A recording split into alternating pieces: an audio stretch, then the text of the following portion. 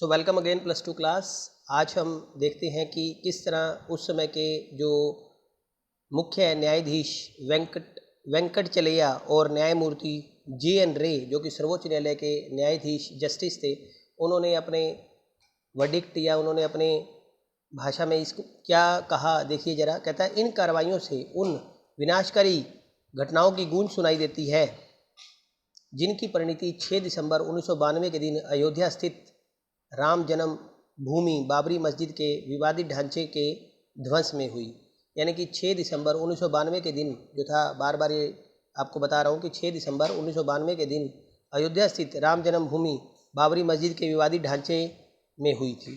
हजारों निर्दोष नागरिक ने जान गंवाई, धन संपत्ति का भारी नुकसान हुआ और इससे भी भारी क्षति तो यह हुई कि इस महान भूमि की छवि को अंतर्राष्ट्रीय फलक पर धक्का पहुंचा कि यहाँ के विभिन्न समुदायों के बीच सहिष्णुता, विश्वास और भाईचारे की महान परंपरा का पालन संरक्षण किया जा रहा है, लेकिन पालन संरक्षण नहीं हो पा रहा है।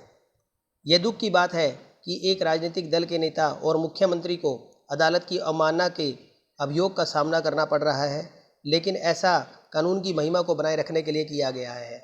हम उसे अदालत की अवमानना का दोषी करार देते हैं, क्योंकि इस अवमानना से ऐसे बड़े मुद्दे जुड़े हैं जिनका असर हमारे राष्ट्र के धर्मनिरपेक्ष ताने बाने की बुनियाद पर पड़ता है।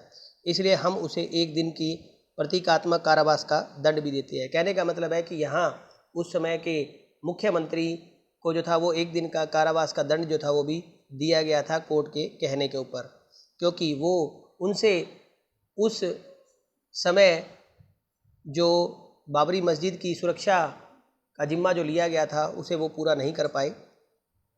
उत्तर प्रदेश के मुख्यमंत्री ने राष्ट्रीय एकता परिषद के सामने वायदा किया था कि राम जन्मभूमि बाबरी मस्जिद ढांचे की रक्षा की जाएगी। इस वायदा खिलाफी से जुड़े एक मुकदमे में सर्वोच्च न्यायालय का फैसला जो था अभी आपने सुना। इस अवधि में चुनाव उद्देश्य के लिए धार्मिक भावनाओं के इस्तेमाल पर भी बड़ी बहस छिड़ी।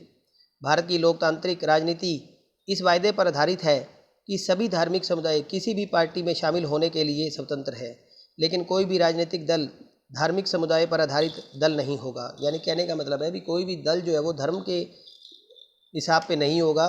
सांप्रदायिक सौहार्द के इस लोकतांत्रिक माहौल को 1984 के बाद से कई दफ़ा चुनौतियों का सामना करना पड़ा।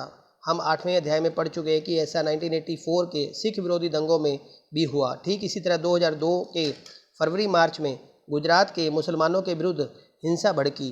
अल्पसंख्यक समुदाय के खिलाफ ऐसी हिंसा और दो समुदायों के बीच हिंसक टकराव लोकतंत्र के ऊपर खतरा है। यानी कहने का मतलब है कि अगला जो हमारा टॉपिक है उसमें आप देखोगे कि किस तरह गुजरात में मुस्लिम विरोधी दंगे हुए और उस दंगों का भारत की राजनीति के ऊपर बहुत गहरा असर पड़ा और एक लंबे समय तक ये असर रहा।